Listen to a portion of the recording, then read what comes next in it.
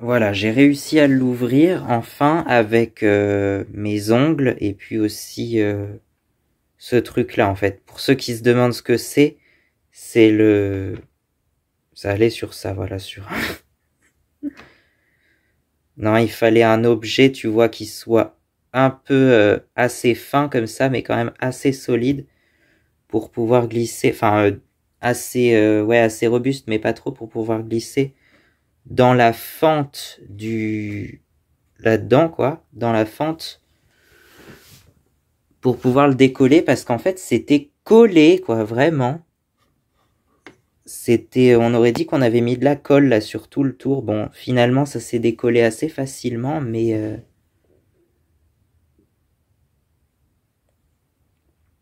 bon, c'était un peu, c'est un peu bizarre quoi. Et alors j'ai réussi à sortir ça, donc comme dans la vidéo de Mathieu Lelièvre, si vous l'avez vu ou pas, je vous mettrai le lien en description, je pense. Donc voilà, en fait, quand je vais vous montrer, quand vous le démontez, ça se présente comme ça. Voilà, c'est comme ça. Donc là, en fait, ça se présente, là, il y a deux vis. Il y a deux vis qui sont en général super dures à défaire, d'ailleurs. Et là, au milieu, il y a le Neyman avec la clé, il y a où on met la clé, ici. Donc ça, et en fait, les deux parties, là, c'était collé. En fait, je pense, soit c'est comme ça d'origine, soit ça a été déjà démonté et ça a été recollé avec de la colle. Mais ce que je trouve bizarre, c'est que derrière, il y avait 4 vis dans les angles un peu, enfin, je sais pas si vous les voyez, mais il y a 4 vis un peu, on va se mettre dans la lumière là. Il y a 4 vis, 2 là et 2 de chaque côté en fait. Et du coup, moi je pensais qu'il suffisait de défaire ces vis, mais ça se trouve c'était comme ça, c'était déjà comme ça d'origine. Donc voilà. Après, est-ce que c'est réparable? Je pense que c'est quand même réparable, hein. Si Mathieu l'a fait, ça devrait se faire. Parce que je vois pas de dommages importants, hormis là, je sais pas si vous allez voir vraiment. Par là, ça a l'air d'avoir un peu chauffé certainement, hein, suite au court-circuit de la dernière fois. Alors après, est-ce que le court-circuit c'est la cause ou c'est la conséquence? Ça pour le coup, je sais pas. Mais je sais que c'est dimanche quand j'avais voulu la démarrer. Le compteur s'est éteint et on avait changé le fusible et ça démarrait, ça affichait en fait. Enfin, on avait réussi à la démarrer, mais ça affichait au compteur NTRD et ENDR, ENDR et NTRD là en bas du compteur. Et ce qui est bizarre, c'est que ça l'affichait, mais même quand il n'y avait pas le contact, et ça affichait ça jour et nuit du coup, en permanence, et même quand il n'y avait pas la clé, quoi. Alors je me demande ce que c'était, quoi. Après, ce qui me fait un peu peur, c'est... Donc là, en fait, ça se trouve, il y avait une puce ou je ne sais quoi d'autre. Enfin, il parlait de diode dans la vidéo, mais voilà. Qui a dû se retrouver. En fait, c'est pour ça que j'ai eu du mal à le décoller. C'est que j'ai l'impression que la puce, ça doit être ça. Elle a fondu sur le truc, limite, en fait. Mais ça s'est collé, carrément. Comment je vais pouvoir décoller ça, par contre? Bon. Il faut qu'on retrouve une puce comme ça, mais pour ça, faut avoir le schéma du truc. Donc je vais demander, je vais examiner, puis je vais demander aussi à mes cousins qui s'y connaissent un peu plus, qui apparemment s'y connaissent un peu en électronique. Enfin, ça je sais pas, mais c'est ce qu'on m'a dit. Je vais lui demander s'il peut me réparer ça. Bon, sachant que je les vois pas souvent en plus, donc bon.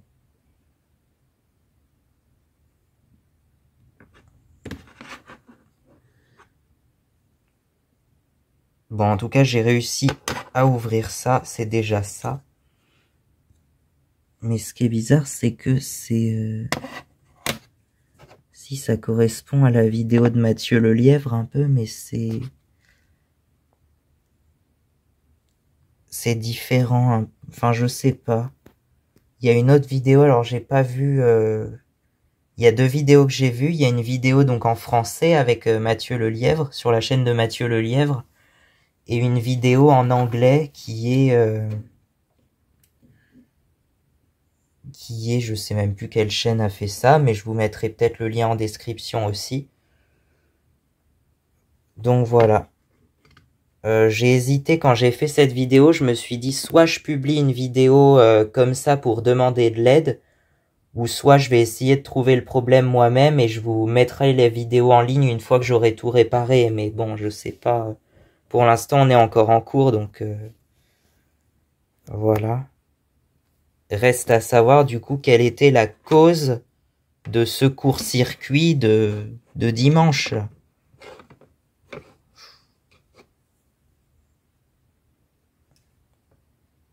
Ouais, apparemment le compteur, ça serait du coup une entreprise italienne de ce que je comprends. J'ai pas été recherché, mais ça s'appellerait. Là en fait, au départ, je pensais que c'était MQE, mais en fait c'est plus un A. Je crois que c'est MAE Elettronica, donc c'est écrit en italien. Donc je pense que c'est une marque italienne, hein, je pense, enfin une entreprise italienne. Donc c'est un A, mais qui est mal fait, je pense. Enfin, c'est la police d'écriture qui fait ça, quoi. Elettronica, donc c'est, je pense, une entreprise italienne. Moi, au départ, je pensais que c'était Yamaha eux-mêmes qui faisaient le compteur, puisque apparemment, ils font aussi des circuits électroniques un peu de ce genre-là, justement. Mais bon, après ça, on s'en fout un peu de qui a fait ce circuit. Hein. Après, le design, ça vient de Yamaha, je pense.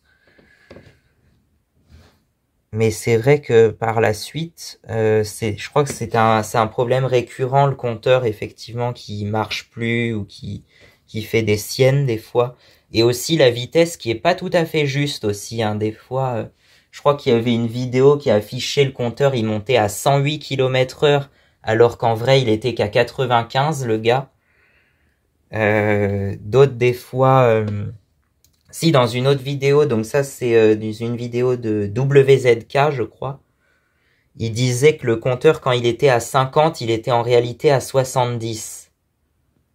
Donc ça c'est pareil, c'est pas très juste, quoi, c'est bizarre. Qu'est-ce qu'il y a écrit là? Je vois qu'il y a un truc écrit sur la puce centrale. Là on dirait qu'il y a une puce au centre là qui concentre tous les faisceaux. Bon, ça a l'air en bon état. C'est juste là que ça a chauffé, j'ai l'impression, en fait. Mais vraiment, on dirait que ça a chauffé, que ça a fondu, en fait. Et dans la vidéo de Mathieu Lelièvre, c'était, je crois, exactement au même endroit que ça avait cramé, justement. Donc c'est... apparemment, ouais, c'est un problème connu chez Yamaha. C'est les compteurs, du coup, de XT, les XT des années 60, j'allais dire. Non, la XT c'est sorti en 1975 pour les premières. Donc là c'est sur les XT de 2005, je crois 2005 à 2010 à peu près. Et également les DT de la même année. D'ailleurs, je crois que la DT 50, donc celle qui a inspiré toutes les 50 cc qui se vendent actuellement, eh bien c'est le même compteur apparemment. Parce que j'avais vu, je crois, une vidéo de DT50 ou un truc comme ça, et je me suis dit, ah, c'est le même compteur que ma XTX. Ouais, mais désolé, mes compteurs pas très fiables, pas forcément... c'est pas la meilleure. Ils auraient mieux fait de garder le compteur à aiguille de la YBR, vu que c'est le même moteur que la YBR, donc pourquoi pas le même compteur, quoi. Ils auraient dû garder, ouais, je pense, compteur à aiguille et trucs assez simples qui a pas forcément besoin de maintenance ou qui peut être réparé facilement, quoi. Après ça, je pense que ça se répare si Mathieu a réussi à le réparer. Ça doit pouvoir se faire, mais c'est vrai que c'est un peu compliqué, quoi. Et je voudrais pas faire de bêtises, donc je vais laisser ça à quelqu'un qui s'y connaît. Et puis on se revoit pour la prochaine vidéo ou le prochain chapitre, je sais pas. Là pour l'instant, je suis au... là je suis au mois de octobre, on est le 26 octobre je crois. Et j'ai publié, enfin j'ai programmé toutes les vidéos jusqu'au 30 octobre. Il va y en avoir quelques-unes à 2 jours d'intervalle à peu près, chacune à 2 jours d'intervalle. Parce que j'avais des vidéos à décharger, j'avais des vidéos à publier comme ça, donc bon. C'est ce que j'appelle les vidéos bonus, sauf qu'en vrai, il y a plus de bonus que de vidéos habituelles en fait. Ouais. Ah, je sais pas si vous entendez, il commence à pleuvoir fort, parce que dans ma chambre elle est sous le toit, et il y a une fenêtre au niveau du toit, tu vois, bon, ce qu'on appelle un Velux. Bah du coup, forcément, quand il pleut, ça s'entend vachement, quoi. Bon, j'espère que ça ruine pas la vidéo. Par contre, la mouche, tu peux dégager, s'il te plaît. Donc, j'ai programmé toutes les vidéos jusqu'au 30 octobre. Et après le 30 octobre, je sais pas ce que je vais publier. Sachant que la prochaine, j'ai du mal avec les jonctions de mois comme ça. Les multiples de 7, ça va. Mais quand il y a une semaine à cheval sur 2 mois, j'ai du mal à savoir quel jour tombe le samedi. Donc le 28, c'est un samedi. 29 dimanche, le 30 c'est un lundi, le 31 c'est un mardi, donc le 1er novembre c'est un mercredi, le 2 novembre c'est un jeudi, le 3 c'est un vendredi et le 4 ça sera un samedi. Donc ça serait le samedi 4 novembre la prochaine vidéo. Bon, on va essayer de sortir ça pour le 4 novembre ou alors si j'ai pas le temps de faire le montage entre temps, ça sortira le 11 novembre ou alors entre le 4 et le 11 puisque maintenant je suis plus vraiment le rythme d'une vidéo par semaine. J'essaye de sortir au moins une vidéo par semaine, voire au moins 2 vidéos toutes les 2 semaines si on veut faire une moyenne, tu vois. Mais pour être vraiment régulier, sur YouTube en général, il faut être bien régulier, il faut être vraiment très régulier. Et moi, j'ai du mal à être régulier, en fait. Quand je publie mes vidéos, j'essaye de les espacer régulièrement, plus ou moins.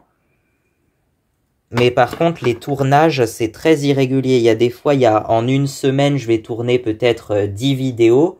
Et après, je vais plus rien tourner pendant 3 semaines, tu vois. C'est arrivé, ça, je pense. Surtout à l'époque où j'étais à l'école, forcément, enfin, au lycée, on va appeler ça le lycée parce que c'est l'équivalent du lycée. Donc quand j'étais au lycée, il y avait des fois j'avais 2 semaines de suite de cours où du coup j'étais déjà pris, donc je tournais les vidéos en avance et je les publiais pendant les semaines de cours, enfin les samedis de semaine de cours, tu vois. Bon, j'avais pas cours le samedi forcément, mais tu comprends, tu vois, entre les semaines. Et puis quand j'avais des semaines de stage, alors des fois, parce que c'était en alternance en fait. Du coup, quand j'avais des semaines de stage, des fois j'avais pas stage, ou des fois je l'avais que le matin au début.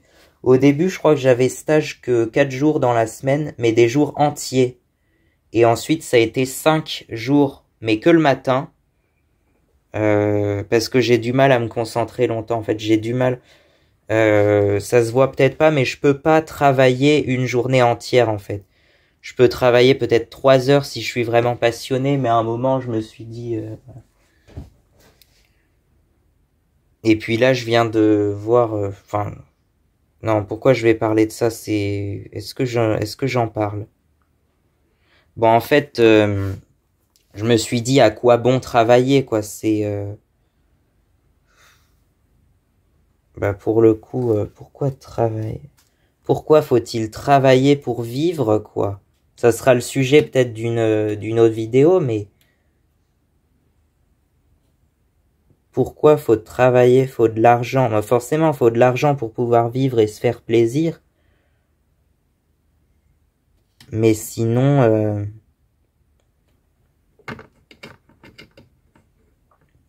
Bon, je vais essayer de décoller ça. En fait, ça...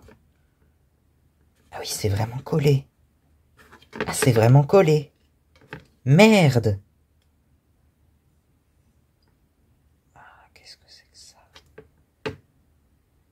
Ça bouge à peine.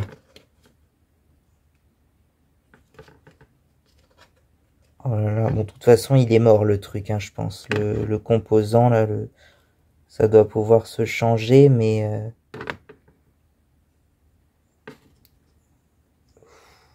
Oh là là.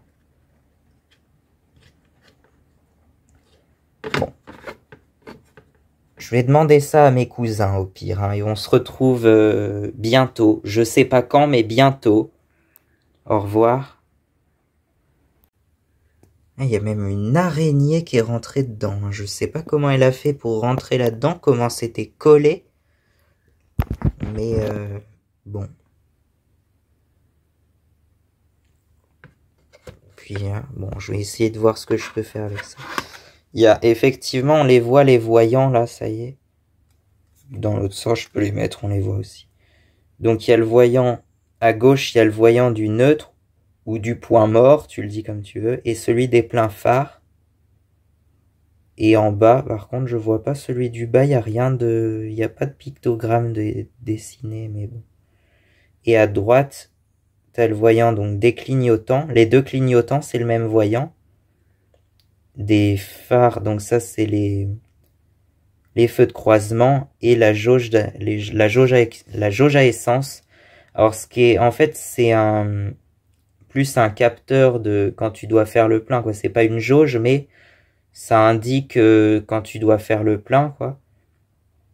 Mais pour le coup, je trouve que c'est pas très fiable parce que des fois, il reste au moins la moitié du réservoir et ça s'allume quand même, alors c'est bizarre. Enfin bon, moi j'ai pris l'habitude, non pas tout le temps, faudrait que je prenne l'habitude. Faudrait que je prenne l'habitude en fait de regarder le niveau de carburant à chaque fois que je pars. Ouais. Bon, sachant que celle-là, elle consomme pas beaucoup, mais vraiment, c'est du genre 2 ou 3 litres au 100, même pas, je sais pas. Mais... Comme toutes les 125, ça consomme très peu, en fait. Voilà, et les phares. Et sur les phares, en fait, c'est étonnant, c'est que le phare, il s'allume que quand tu démarres le moteur, en fait. Mais ça, j'en avais déjà parlé, c'est peut-être parce que c'est une moto qui a un Kickstarter et qui a donc pas forcément besoin de la batterie. Mais bon. Voilà, donc les 6 voyants. Ça se trouve, en fait, il y a 6 voyants, mais il y en a que 5 qui marchent, parce que celui du en bas à gauche, je sais pas ce que c'est, hein, je vois, il n'y a pas de pictogramme. Donc ça se trouve, en fait, il y en a que 5 des voyants. Et puis il y a l'écran. L'écran, il est de l'autre côté, en fait, il est là. Et ça, c'est pareil, j'ai l'impression que là, il y a 2 vis, une là et une de là. Et en fait, ça, à mon avis, ça doit se démonter. Et l'écran... Ah, quoique... What?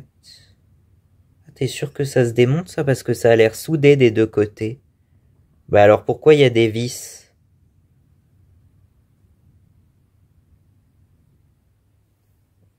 Bon, c'est très chelou.